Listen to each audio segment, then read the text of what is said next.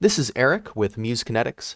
Today I'm going to show you how to troubleshoot connection issues on macOS with USB MIDI devices. I'm going to focus on the SoftStep as my example, but this would work for any of our products. So let's dive right in. So first, let's look at hardware. And this is kind of universal to Windows or macOS. And we do have a video showing how to do this all on Windows. But this old SoftStep 2 from our customer returns pile, this might be 15 years old at this point. So I pulled this out and as an example. I've got a USB cable here. Now, I've tested this USB cable with other devices, and I know that both power and data work with another device. So now that I have a known good cable, I'm going to plug this in, and you'll see nothing powers on. So from a troubleshooting perspective, we want to know if this is a circuit board problem. Is it a problem with the USB port? So you'll see on the SoftStep that there's actually two ports. There's the USB B port, which is normal, and then there's our expander port that some of our old hardware like the SoftStep and 12-step and QNexus and even Keyboard Pro have. So one way you can just troubleshoot whether this is a circuit board issue or if it's a USB port issue is you can get another USB cable, this time a USB mini, and you can power the expander port from it. And so what you'll see here is neither port works.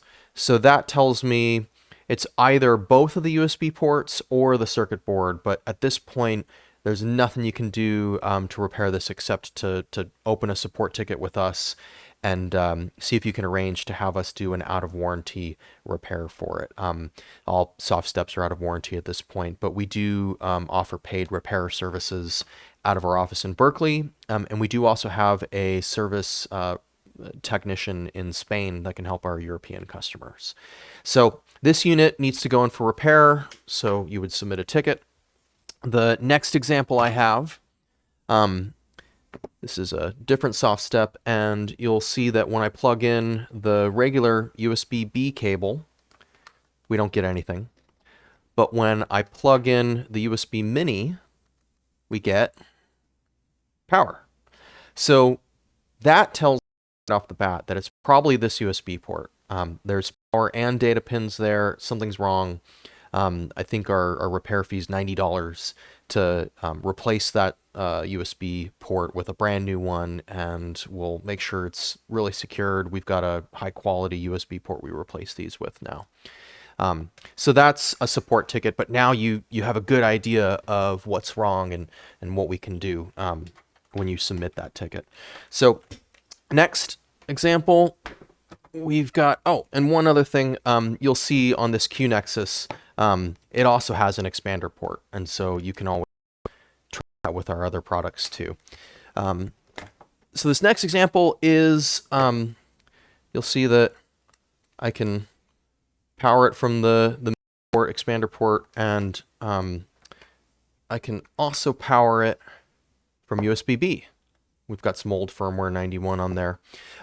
So if I switch now to our desktop, I've got two pieces of software open. This one is system information, and it's included with macOS. You can find it with Spotlight, or it's in the applications utilities folder, I think it is. And what this lets us see is at the hardware USB level, and I do need to hit refresh, I don't see the SoftStep listed. And if you look down in this other piece of software, this is Audio MIDI Setup. Again, it comes with macOS. And in Windows, you can see I have the MIDI Studio selected here, but I don't see the SoftStep. And so what that tells me is that this unit is getting power, but again, that USB port, it's not getting data. So it could be the cable. So again, you want to test the cable with another known good MIDI device. But I know this cable's good, so I know that this unit, again, it needs to have the USB port replaced. So submit a ticket, let us know. You need to arrange to have that done. So next, I've got, you can probably guess, this one's going to connect. So I plug this in, we've got current firmware on it, and you'll see that over here in macOS world, we've got, and I again need to hit refresh. So first it has to connect to the USB hardware, and we see the SoftStep is listed here. And it's got our product ID, it's got the vendor ID, it's got a serial number. It shows all the information that we need to know that, hey, we've got a SoftStep connected. So then the MIDI driver, core MIDI, would find this device, and we can see that not only do we have a USB connection, but we have a USB MIDI device. And so that's listed here, and you can see there's two ports. One's called control surface, one's called expander. In the old days before we named these ports, sometimes users who were running macOS with a different language than English, maybe it was Spanish or Japanese or something else, macOS would rename those ports, and sometimes the editor wouldn't see them. And so most of our products now name the ports, but just double check these names. If you're still having trouble connecting, let us know in your support ticket what the names of your ports are. And then there's another utility that I use. It's also free, but it's by a company called S-Noise, and this is called MIDI Monitor. You can download, just Google MIDI Monitor, download from S-Noise. And it's a great free utility, and what it shows is it shows all the connected MIDI devices, and then if I activate any of these keys, if I go over to, let's try notes. I need to press these harder. There we go. And so you can see I'm activating. Great way to, if you're working with, SoftStep and you're creating some complex user presets, you can, in MIDI Monitor, real quickly diagnose what the SoftStep is sending. But you also know that we're able to get MIDI data from the device. That's very important for some of our older products. What you'll find is that earlier versions of the 12-step and SoftStep firmware, there was a change in macOS, I believe around Mojave or High Sierra, that broke the USB driver. So sometimes if you have a really old SoftStep or 12-step and you connect it, you might see it here in system information. You might even see it in the MIDI studio, but then when you try to press any of the keys, no data will come in. And if that happens, that's a warning that you're not going to be able to update the firmware unless you connect to an older computer, because the firmware you have on there is using the driver that doesn't work with a current operating system. So if you have that going on, there's an article in the description of this video that might help you with that, or reach out to us through support. So now that I've verified that MIDI data flows, I can see the device. Next, I'm going to open the editor.